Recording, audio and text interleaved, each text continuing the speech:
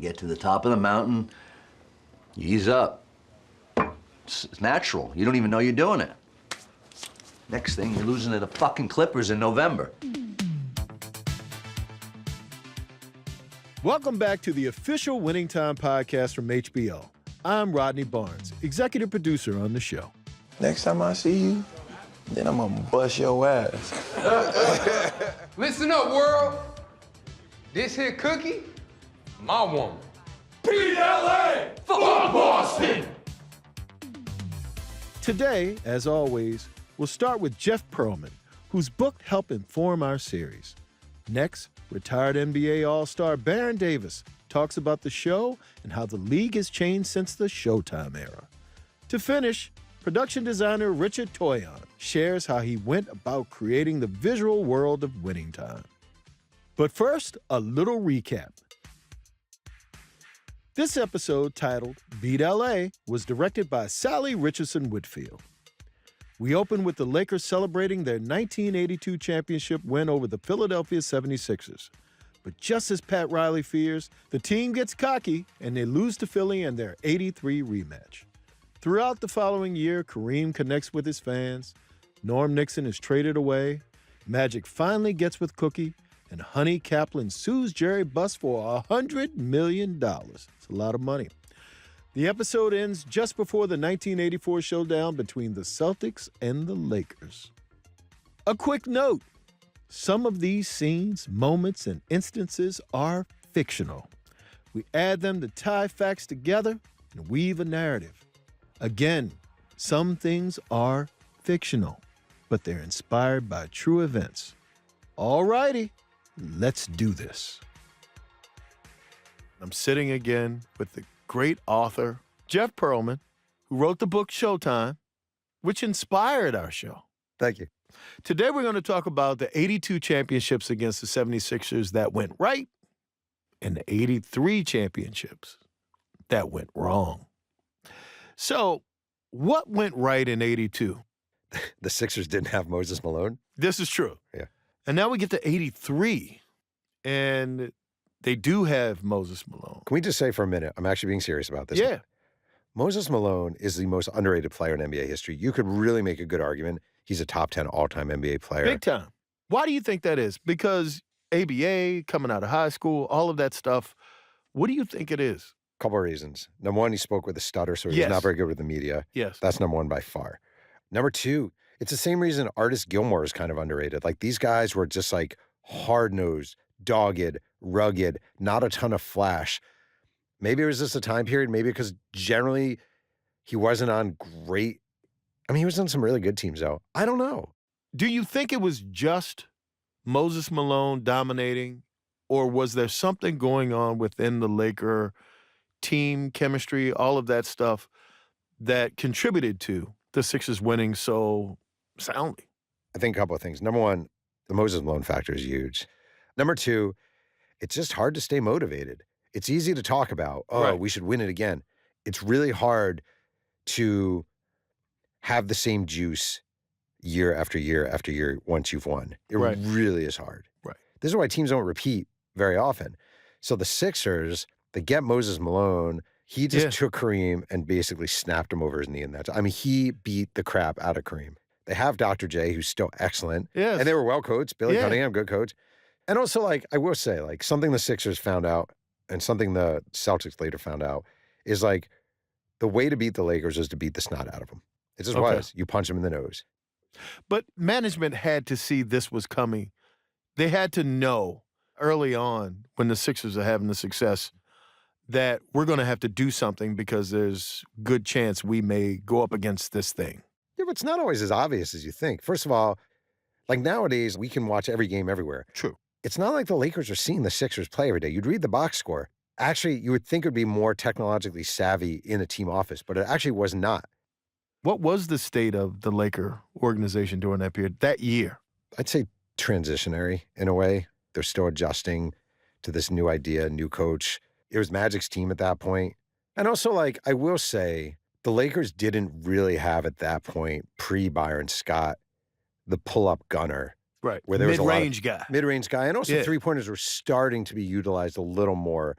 there was real value in that. And after a while, there were limited returns, I do think, to the Norm Magic pairing, where after a while, it's like, all right, these guys do kind of do similar things. Why do you think Kareem stayed on the Lakers? It seems like every year there was some kind of threat. Kareem was either going to leave the team, retire, something. Why do you think he stayed?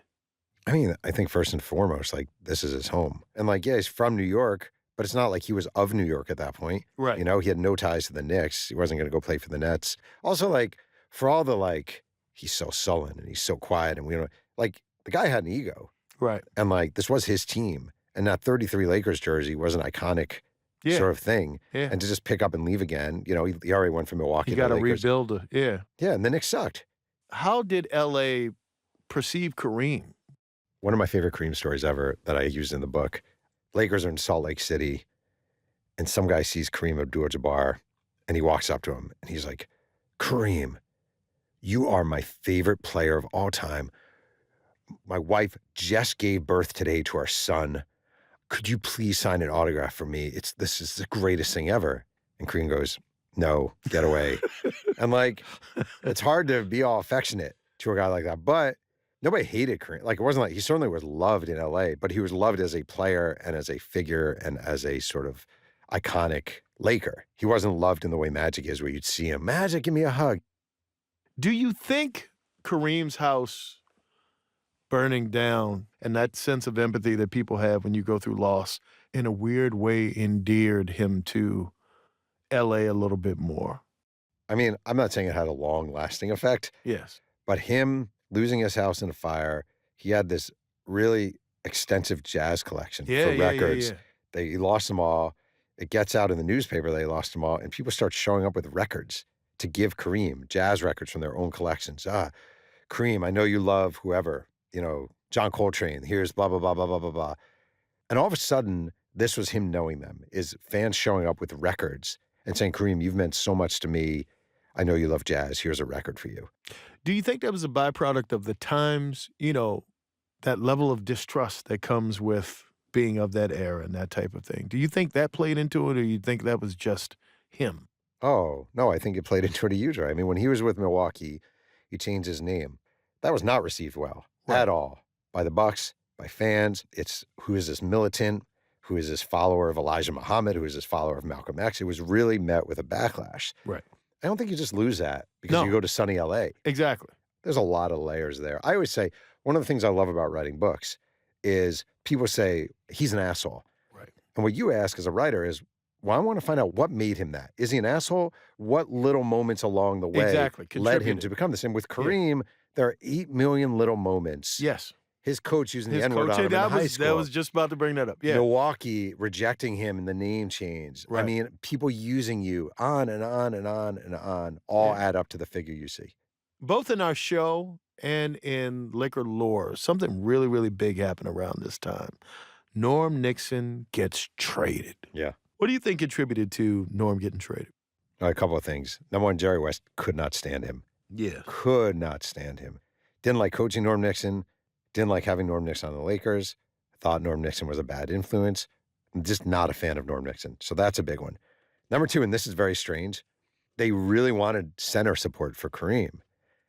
And the Clippers had Swen Nater, former UCLA center. So the idea of acquiring a backup center for a malcontent, and by the way, the Clippers are going to throw in this guy they just picked in the draft, some shooting guard out of Arizona State named Byron Scott, who, not for nothing, grew up in the shadow of the Forum in Inglewood. That's a pretty good deal. Clippers are dumb enough to do it. Do you think this was finally Wes's sticking it to Norm, or do you think it was just a byproduct of the team needing to change and evolve? I don't think Jerry West, I know Jerry West wouldn't make a trade just to stick it to a player. I think he was very happy to be rid of the player. I think he'd been trying to get rid of the player for years. He obviously wanted the David Thompson trade to happen. Right. Didn't happen, got overruled. No, I think this was actually a wise trade for the Lakers. It actually made sense for the Lakers. And they got younger and they got better, and they got a shooting guard when they literally had no shooting guards. I mean, it's funny that they wanted Swen Nater. Like, Byron Scott's an all-time great Laker. Can you talk a little bit about the buildup to the Celtics-Lakers rivalry in '84? My relationship with the Larry Bird, Magic Johnson rivalry was in college. What was the level of intrigue in 84 now? Because some time has passed. They've been in the league for a while. Was it to the same level now that it was prior to when those guys got drafted and they were still young, and what's this all going to be? Very much so.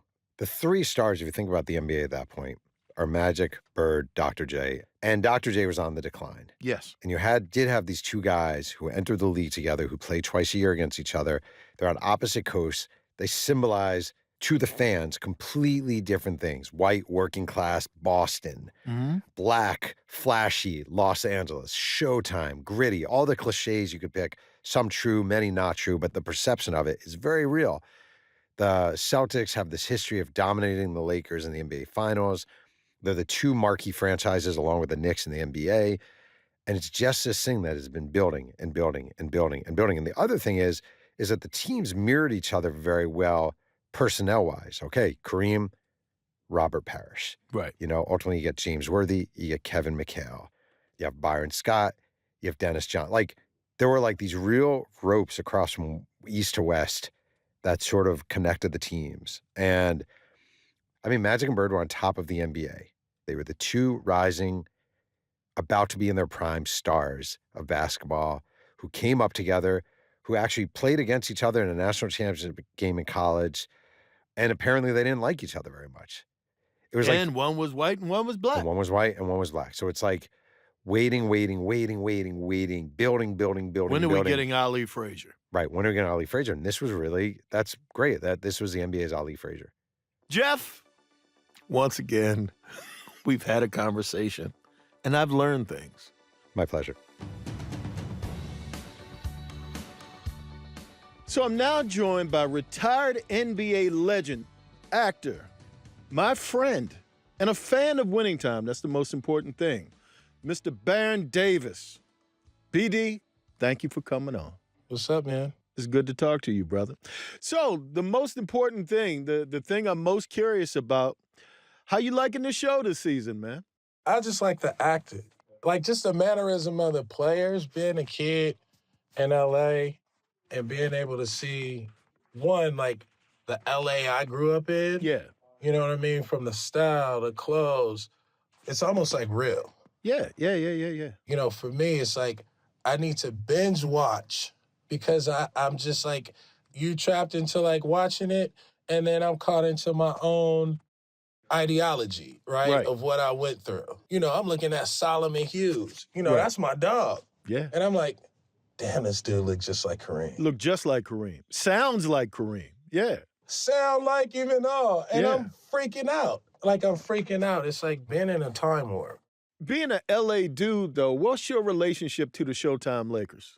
So, look, I was born April 13th, 1979. Oh, shit. Okay. In Los Angeles, California. So I was born with a ring. So when Magic got to L.A., that's when BD got to L.A.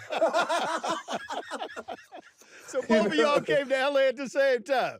Yeah. Came to L.A. at the same time. Both of y'all was drafted. He was drafted to L.A. You were drafted to L.A. in life. Yeah. I was definitely drafted to L.A. in life. And so, like, I grew up in South Central Los Angeles, right? The first 3 years of my life, you know what I mean? I like basketball. Year 4 at Christmas, my grandfather built a basketball court. Okay. In the backyard. Right. That was history. Every time there was a Laker game, every time Chick was getting off, every time Magic was getting off, I was a little kid in the backyard that would never go to sleep, kind of doing that. So let me ask you this, man. For a dude that not only grew up in the area, but made it to the NBA, when you see what we do on the show, is it just a TV show or is it something that rings with some degree of truth to what you experienced as an NBA player?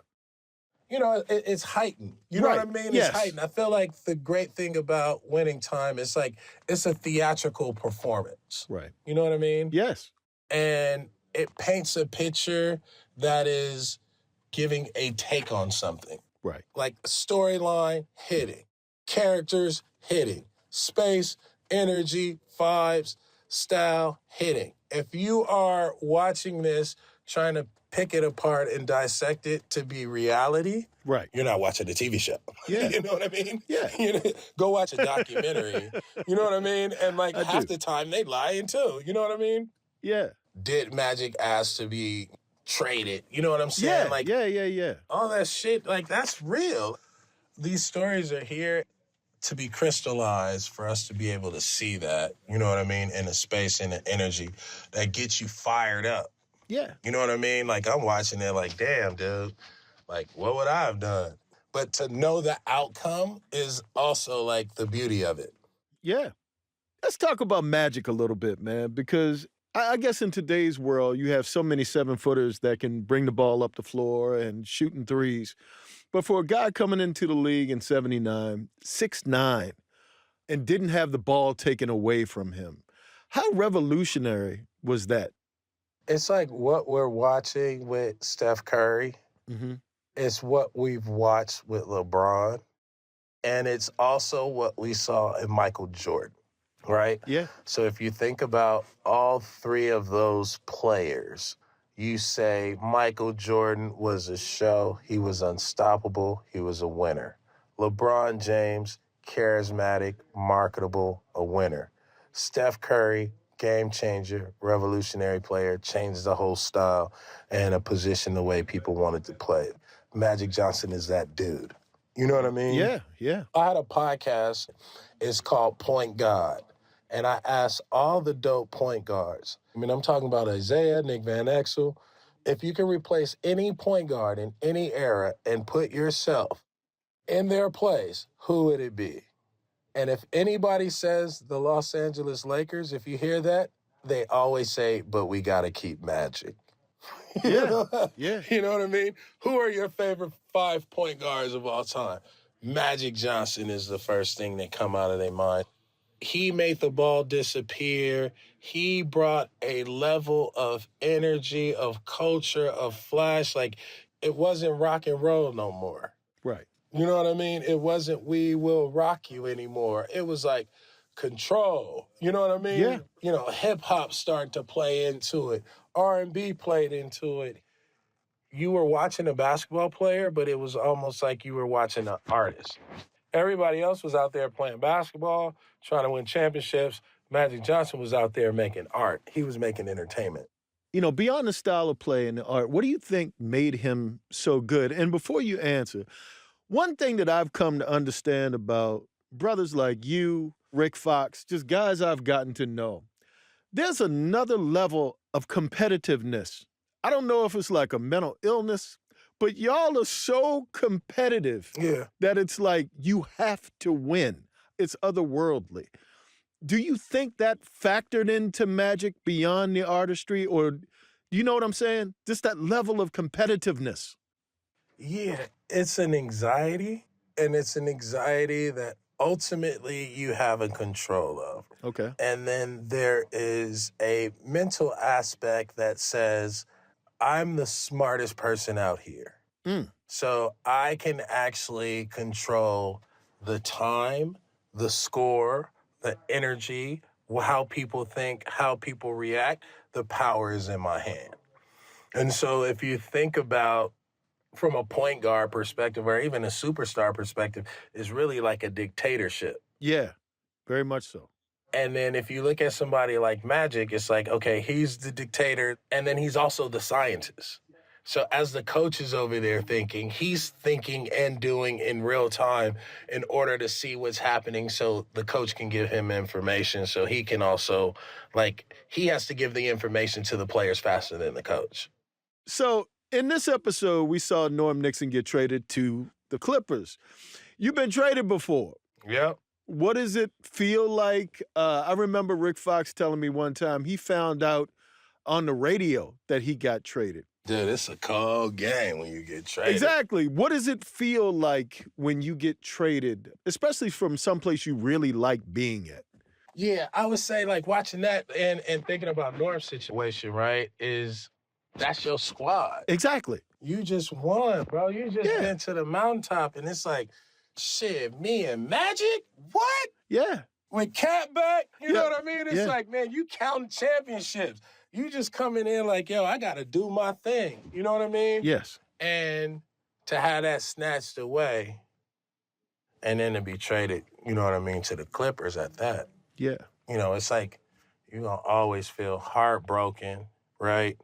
That's where the business side of it, that's where like the janky shit, you immediately find out it's a business. You immediately find out that you have no control over your fate. Wow. And then now you have to take the angst, the anxiety, the embarrassment of I was here, now I'm here, and now you have to start all the way from the bottom. Wow. Because you still have to perform regardless of where they send you. You still have to play. Yeah. Now who you playing with is the question. Exactly. You waking up every day like, man, I'm about to practice with Magic, Kareem.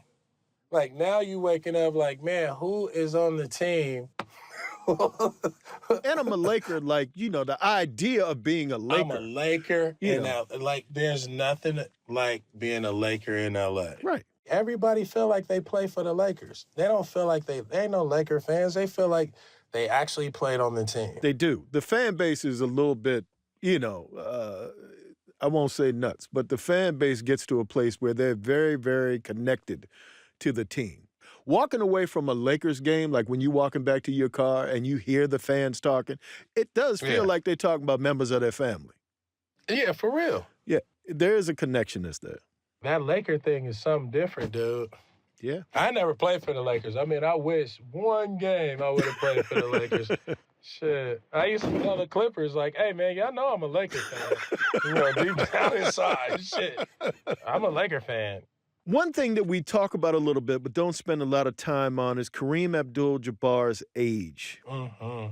You know, at the 83 finals, he was 36. Can you talk about, like, the evolution of, you know, just age in the NBA? You know, father time is, you know, the one thing, and it's undefeated. And they always say, you know, the best ability is availability. Yes. And so if you can stay out there, if you can keep up, Mm-hmm. it don't matter how old you are. And I want to tip my hat and say, one, how great Kareem Abdul-Jabbar is, how dominant he was. Because from age, let's say, 35 to 41, he was still the focal point of the offense. He was still a big part of the offense. So if you look at, you know, it's almost like you marvel at what LeBron is doing in year 20 and 21. Like, that's the way we looked at Kareem. And so his dominance from his rookie season to basically his very last game, he was, if not the best player on the floor, the most dominant player on the floor. And, you know, just tip my hat to the captain because I don't think he gets enough love for, like, the weapon he was. Like, he was a weapon, dude. Yeah. He was a deadly weapon. You almost took it for granted because he was so good so consistently that he was just there. You know what I mean? How about this, Rodney? If I was a point guard and I had Kareem Abdul-Jabbar on my team, I would pass him the ball every time. You're going to have double-digit assists. Nobody could stop him. Yeah. He could swing right, shoot left, swing, baseline, spin. Oh, come on, dude. And this is at 36. What do you attribute that longevity to? I think discipline. Okay. You are the deadliest weapon. There's no, like, who else got a weapon like you? Yeah. Here it comes. Yeah. Boom. Yeah. 2 points. 2 points. Spin move. You know what I mean? Yeah. To have something that deadly and have multiple counters off of that creates dominance. So next episode, we're going to see the 1984 finals between the Lakers and the Celtics. Uh-oh. Can you speak about what those two franchises, what that war was like and what it meant to you as a Lakers fan? What did it mean to you? It was going to pretty much dictate my whole summer. Mm-hmm. Right, it was going to lay out the game plan for my whole summer. If the Celtics won, like, damn, it ain't nobody on the Celtics that I can pattern my game after. You know what I mean? Yes. And so I'm about to be miserable. Everybody going to be miserable. The barbecue ain't gonna be good. You know what I mean? Like, You ain't want to be ML Carr? yeah. Hell no, man.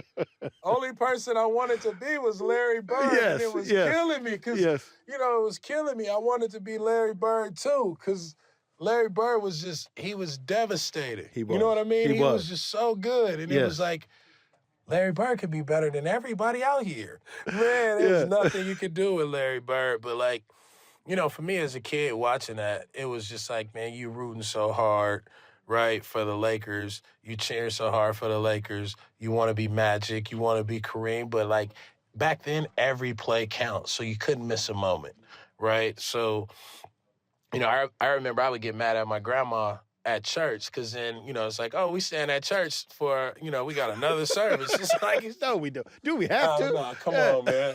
And, my church in Compton, I'd have got shot 25 times trying to walk home as a kid, but I would have took that risk. You know what I mean? Just sneaking off, trying to find a TV. You know what I mean? Listen, I know. Somebody had it on in the back. Oh, man, the deacons, that's all they was doing. So I became a junior deacon so I could start watching the games on Sunday. We had double service.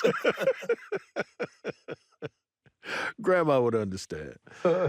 Baron, thank you very much for spending this time to give us a little bit of insight into the NBA, the history, you, and winning time. Really, really appreciate you coming on, and we got to get a dinner in at some point.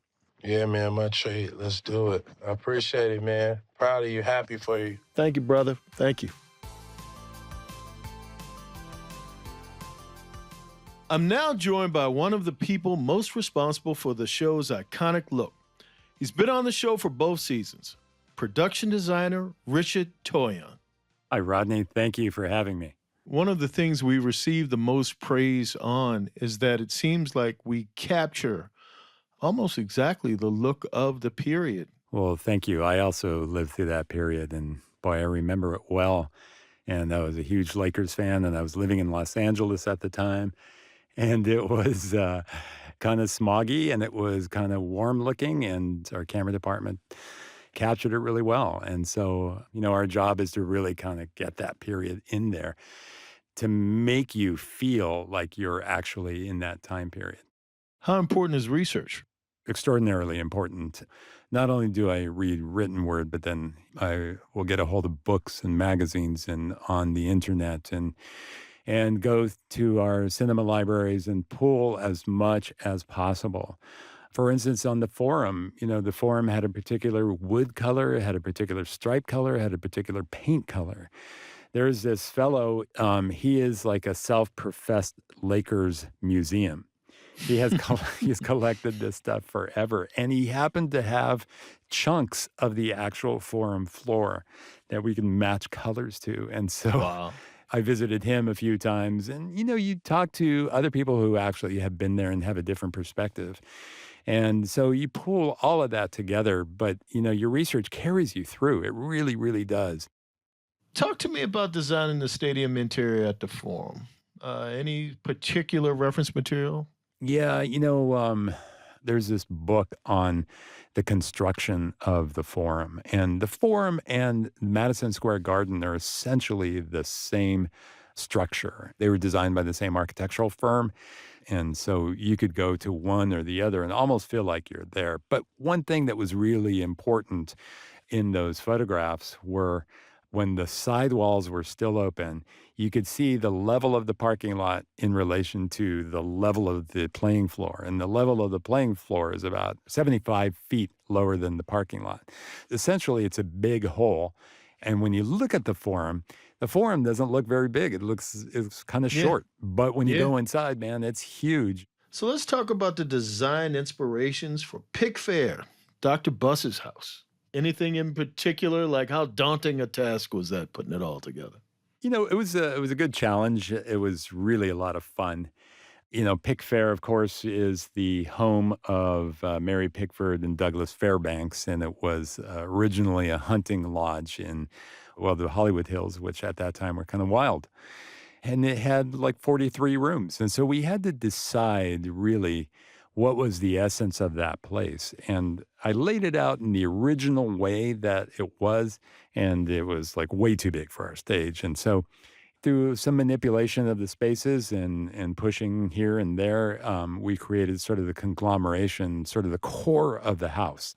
All of us in the art department really put a huge effort into that. And then John Bush, our set decorator, really put an extra emphasis on the mementos of what would be in his house. And, I really appreciate the detail that John Bush, our prop master, Chris Call, and others, what detail they put into it and really the level of dedication of that. We have a winning team on Winning Time. Yeah, man, we do. I know, I agree. What's your favorite detail of Pickford? I really loved the game room because I love the masculinity of the place. Through some reading and some research, we kind of found that Jerry always admired Hugh Hefner. That's where I was going next. Yeah. I'm glad you went there. Yeah. And taking it over, he was trying to make his own sort of Playboy mansion. And so the game room was, something to him that was really important. It's where people kind of hung out and where they had a drink and where they played games and just having a good time together. And so for him, that was really important. And everything else was kind of ancillary. So we put that room in the middle of everything else.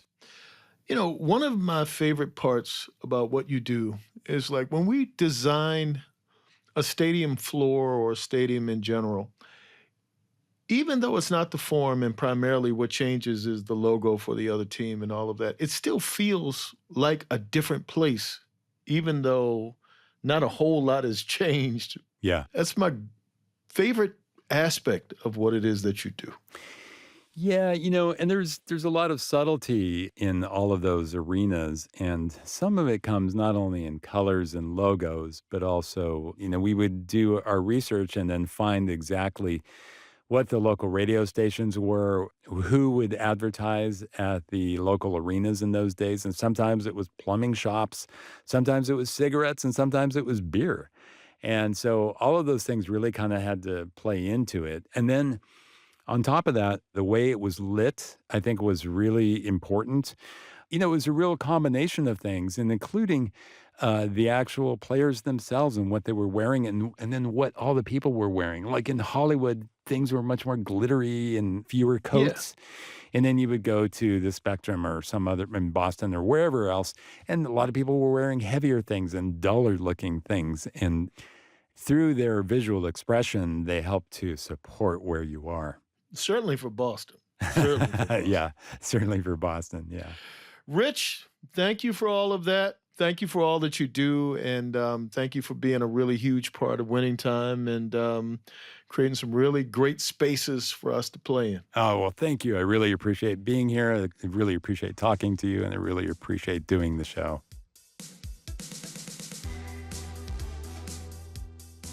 Thanks for listening to the official Winning Time podcast. A special thank you to our guests, author Jeff Pearlman, Baron Davis, and production designer Richard Tonyon. Next week, we'll be back to talk through the season finale and the 1984 finals between the Celtics and the Lakers. New episodes of the podcast come out every Sunday night after the latest episode of Winning Time, which airs on HBO. Make sure to subscribe wherever you find your podcasts so you never miss an episode. I'm Rodney Barnes, and I'll see you next week. The official Winning Time podcast is a production of HBO, Hyperobject Industries, and Pineapple Street Studios. Our producers are Bria Mariette, Noah Camuso, and Elliot Adler. Darby Maloney is our editor. Our engineers are Harry Nelson, Davey Sumner, and Jason Richards. Our executive producers at Hyperobject Industries are Harry Nelson and Claire Slaughter, with production support from Zaylee Mahoney. Our executive producers from Pineapple Street Studios are Gabrielle Lewis and Barry Finkel. Our production music is courtesy of HBO. Special thanks to Michael Gluckstadt and Savon Slater at HBO Podcasts.